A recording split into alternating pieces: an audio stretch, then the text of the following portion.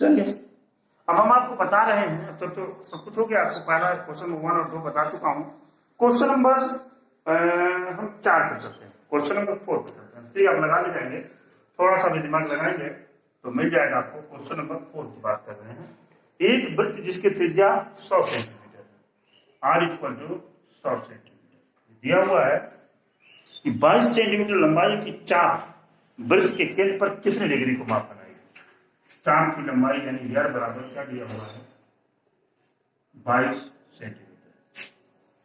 यार बराबर दिया हुआ है आपका 22 सेंटीमीटर दिया हुआ है। तो कह रहा है एंगल बताइए क्या होगा, एंगल बताइए क्या। एंगल की वैल्यू निकालते हैं। हम जानते हैं यार बराबर आर थीटा, हम जानते हैं यार बराबर आर थीटा। थीटा बराबर क्या हो जाएगा, एल अपॉन आर। तो थीटा बराबर एल की वैल्यू हो जाएगी 22, आर की वैल्यू हो जाएगी 100, ये डिग्री होगा। ठीक है ना।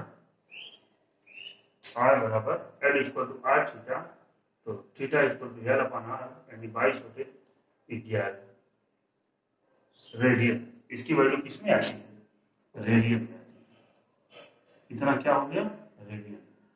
अगर रेडियन को हमको अंश में बताना है, क्या पूछ रहा है, कितने डिग्री माप का कोण बनाएगी, डिग्री पूछ रहा है ये। तो थीटा बराबर 22/100 गुणे 180 बटे 22 गुणे 7। इसी को सॉल्व करेंगे, ये कट जाएगा, ये जीरो भी कट गया, बचा 7/56 की 6 हासिल लगल 5, 7 करने 7 5 12, 126/10। ये हो जाएगा 120, 12 सही 6/10 क्या अंश। इसको लिख सकते हैं द्वितीय 6 अधिक 10।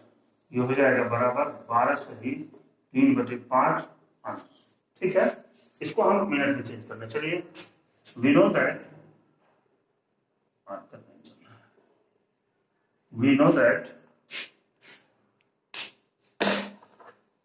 know that हम जानते हैं एक अंश बराबर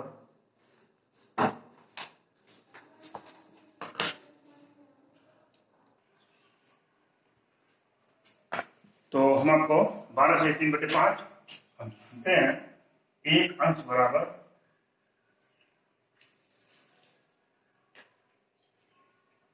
एक अंश बराबर 60 मिनट। एक अंश बराबर होता है 60 मिनट। तो 3/5, तो 3/5 अंश बराबर 3/5 गुणे 60, 5 करने 5, 12 5 60, 12 3 36 मिनट। यानी इसका उत्तर कितना आ जाएगा, 12 अंश 36 मिनट। ये आपका रेडियन में इसकी वैल्यू आती है।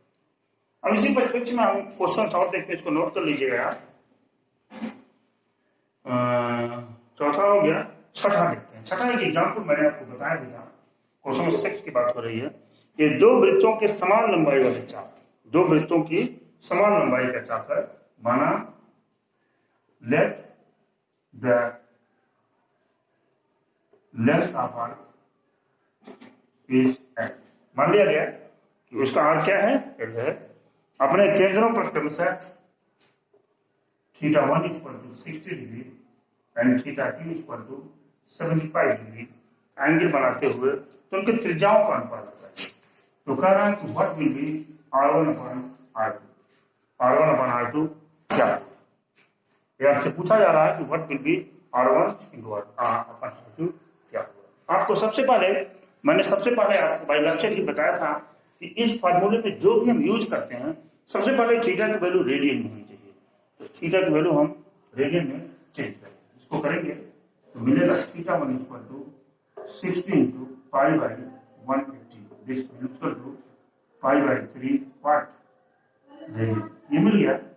और θ2 = 75 डिग्री × π/180, 15 बचे 75 36, यानी 15 π/36 वाट रेडियन, है ना। ये हो गया। अब हम फार्मूले की सहायता से इसको सॉल्व करने चलते हैं। देखिए, हम जानते हैं क्या, अभी हमने आपको बताया है किसका रेशियो पूछ रहा है, R1/R2। ये होता था R1/R2 this will be equal to θ2/θ1। इसके पहले हमने एक क्वेश्चन हमने आपको बताया इस तरह से R1/R2 equal to θ2/θ1। Value put करते हैं R1/R2 this will be equal to θ2 की वैल्यू है 15π/36। R2 की वैल्यू पलट जाएगी, ये हो जाएगा 3/π। 3/π पाई इज कैंसिल, 3 से काटेंगे 12×36, तो R1/R2 इक्वल टू 15/12। काटेंगे इसको, 3×5 15, 3×4 12। R1/R2 इक्वल टू 5/4, यानी R1 ratio R2 equal to 5/4। ये क्वेश्चन हो गया आपका, क्वेश्चन नंबर 6 हो गया। लास्ट क्वेश्चन से इसी साइज का क्वेश्चन नंबर 7 हम बता दे रहे हैं आपको। 3 पार्ट है इस क्वेश्चन में, तीनों पार्ट में से आपको मैं एक पार्ट बता देता हूं, बाकी पार्टों को आप अपने आप कर ले जाएंगे। पहला क्वेश्चन दिया हुआ इसमें 7 का है। 7 की बात कर रहा है ये 75 सेंटीमीटर लंबाई वाले एक दोलक का एक सिरा दूसरे सिरे से दोलन करने जो कोण बनता है उसका माप रेडियन में ज्ञात करिए, जबकि उसमें नोक बनाए गए चाप की लंबाई इतना है। 75 सेंटीमीटर चाप की लंबाई, यानी 75 सेंटीमीटर। R इक्वल टू क्या है 75 सेंटीमीटर, और चाप की लंबाई यानी L इक्वल टू दिया हुआ है, पहला है 10 सेंटीमीटर। इस तरह से आप लगा ले जाएंगे। आपको मालूम है कि जब हम इस रिलेशन से इस क्वेश्चन को लगाते हैं तो जहाँ थीटा की वैल्यू जो आती है ना वो ऑलरेडी रेडियन में रहेगी, ऑलरेडी रेडियन में रहेगी। तो देखते हैं इसको, हम जानते हैं क्या L equal to R theta, हमको थीटा निकालना है, तो थीटा इक्वल टू L/R। तो थीटा इक्वल टू L की वैल्यू 10/75, काटेंगे 5 दूना 10, 15×5 75। Theta equal to 2/15 radian, not degree, क्योंकि बार बार बताया आपका। इस तरह से दूसरा पार्ट भी इसमें दिया हुआ है, उसमें भी R इक्वल टू 75 सेंटीमीटर तो है ही, लेकिन L इक्वल टू दिया हुआ है आपका 15 सेंटीमीटर। L इक्वल टू दिया हुआ है क्या 15 सेंटीमीटर। तो वी नो दैट, देखिए वी नो दैट, जानते हैं थीटा इक्वल टू L/R 15/75। 15 करने 15, 15×5 75, 1/5 वाट रेडियन। ये वैल्यू आ गई आपकी, यहां से आपकी ये वैल्यू तुरंत आ जाएगी कहीं।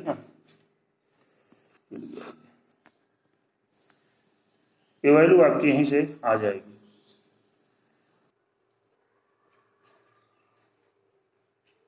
आगे पर अब हम चलेंगे, दूसरा है, दूसरे एक्सरसाइज जो पढ़ेंगे तो आपको मालूम है कि पूरी ट्रिग्नोमेट्री जो भी हम पढ़ते हैं, चाहे 10th में पढ़े, चाहे 11th में, चाहे 12th में, जो भी पढ़ेंगे, चाहे BSc में जो भी पढ़ेंगे, सारी की सारी पूरा ट्रिग्नोमेट्री सिर्फ 6 ट्रिग्नोमेट्रिकल फंक्शन पर पूरी तरह से रोटेट करती है।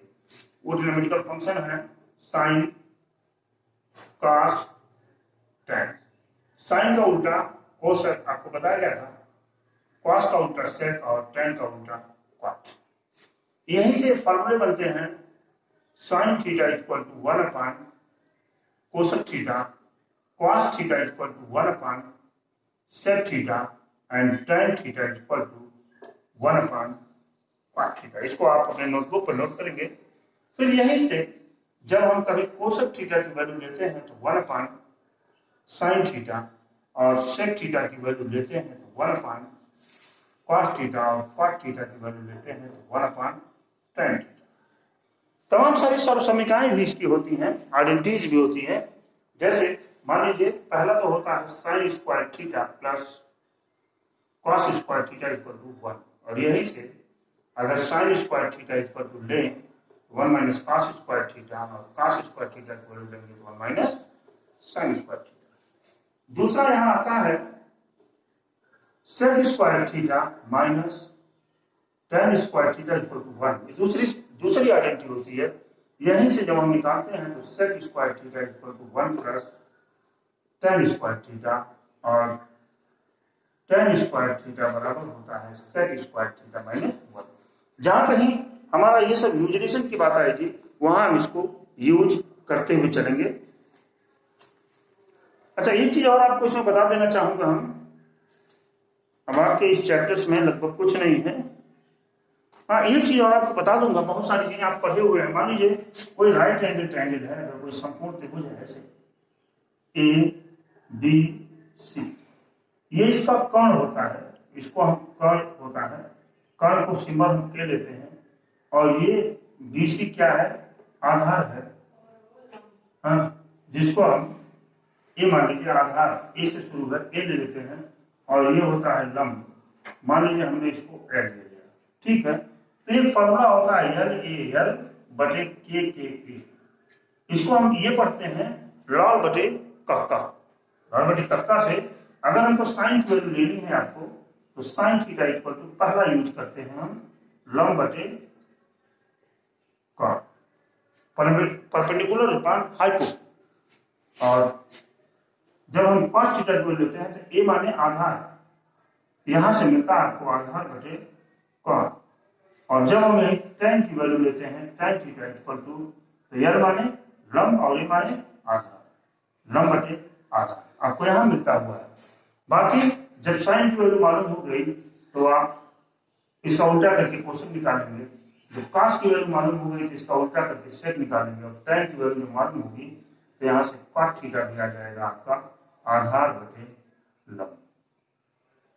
ये सारी चीजें आपको मिल जाएंगी, सब कुछ हमने आपको बता दिया। इसके बाद एंगल्स की वैल्यू भी इसमें इंपॉर्टेंट है, एंगल्स की वैल्यू को आपको 10th में ही सब कुछ रटवाया गया था, और जब आप इसके विषय में जाएंगे तो सारी चीजें आपको मालूम हो जाएंगी। चलिए एक्सरसाइज प्रश्नावली 3.2 पर चलते हैं। चलिए तो छोड़िए अभी, देखिए क्वेश्चन है इसमें, मैंने एग्जाम्पल से ले लिया, हमने एग्जाम्पल से ले लिया है। यहाँ एग्जाम्पल की सहायता से हम आपको एक चीज समझाना चाह रहे हैं। यहाँ लिखा हुआ है ये कि cos x इक्वल टू -5/12 है, और x द्वितीय x लाइज कर रहा है, x लाइज सेकेंड क्वाड्रेंट। ये सिर्फ जो है सेकंड क्वाड्रेंट में लाई कर रहा है। आपको मैंने पहले ही बताया था कि अगर मान लीजिए ये चतुर्थांश है, ये फर्स्ट है, ये सेकंड है, ये थर्ड है, ये क्या है, फोर्थ है। तो फर्स्ट में all trigonometrical function is positive, कोई भी ट्रिग्नोमेट्रिकल फंक्शन जब आएगा तो वो पॉजिटिव होगा। फर्स्ट की वैल्यू कितनी होती है, टोटल 90 डिग्री होता है ये। अच्छा, सेकंड क्वाड्रेंट में आता है तो साइन और कोसक की वैल्यू पॉजिटिव होती है। थर्ड क्वाड्रेंट में चलते हैं तो tan और cot की वैल्यू पॉजिटिव होती है, और फोर्थ में चलते हैं तो cos थीटा और sec थीटा की वैल्यू पॉजिटिव होती है। ये हमने पूरा क्वाड्रेंट आपको बताया। क्वाड्रेंट में फर्स्ट में all trigonometrical positive, sin cos, in second quadrant sin और cosec is positive, and in third quadrant tan cot is positive, and in fourth quadrant cos और sec इज पॉजिटिव। हम इसको ध्यान देंगे, यहां पर दिया हुआ है cos theta equal to -5/12 x lie second quadrant, इस सेकंड क्वाड्रेंट में लाई कर रहा है। चलिए हम इन दिस टाइम, इस समय हम इस माइनस को भूल जा रहे हैं, माइनस को भूल जा रहे हैं। चलिए हमने एक यहाँ राइट एंगल ट्रायंगल बनाया ऐसे ABC बनाया, और cos x, और जानते ही हैं कि x ये डिग्री होगा, क्योंकि हमने आपको 10th में बताया था कि बेस एंगल को ही हम लेते हैं, बेस एंगल को लेते हैं, यहां से x डिग्री ये हो जाएगा। cos x बराबर अभी हमने आपको बताया है आधार बटे कॉट, आधार बटे कॉट, लाल बटे कक्का, आधार बटे कॉट। आधार क्या हो जाएगा, आधार 5 हो गया, और कर्ण की बात क्या हो जाएगी, कर्ण हो जाएगा 12। आधार की बात क्या हो जाएगी, 12 हो गया।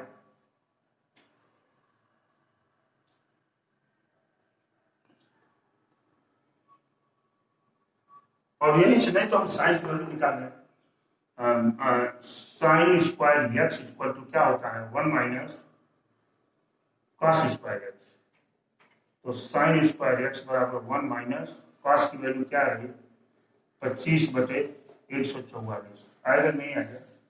चलिए 144 साइन स्क्वायर एक्स बराबर 144 माइनस 25 बटे क्या 144 घटाएंगे 14 में से 5 गया 9 अब बचाए 3 3 में से 2 गया 1 119 बटे 144।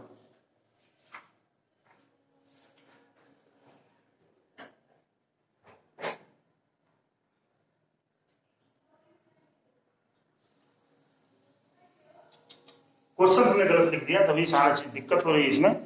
क्वेश्चन हमने गलत लिख दिया यहाँ, तभी तो हमने कहा कि आ क्यों नहीं रहा है ये काट नहीं है, ये काट एक्स है।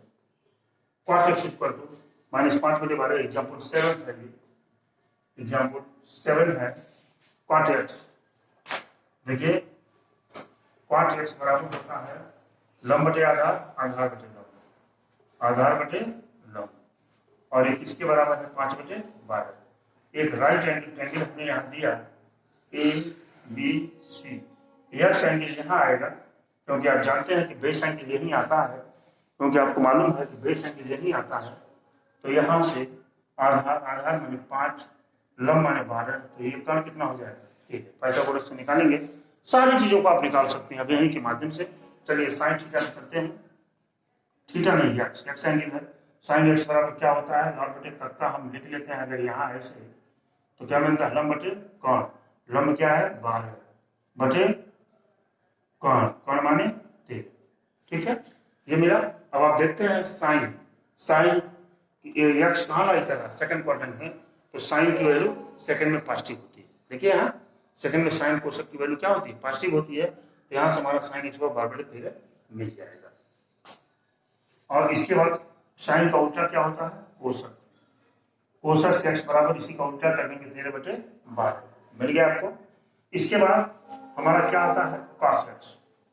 चलिए कॉस एक्स बराबर होता है आधार बटे कर्ण, आधार क्या है 5, कर्ण क्या है 13। कॉस की वैल्यू सेकंड क्वाड्रेंट में क्या होती है?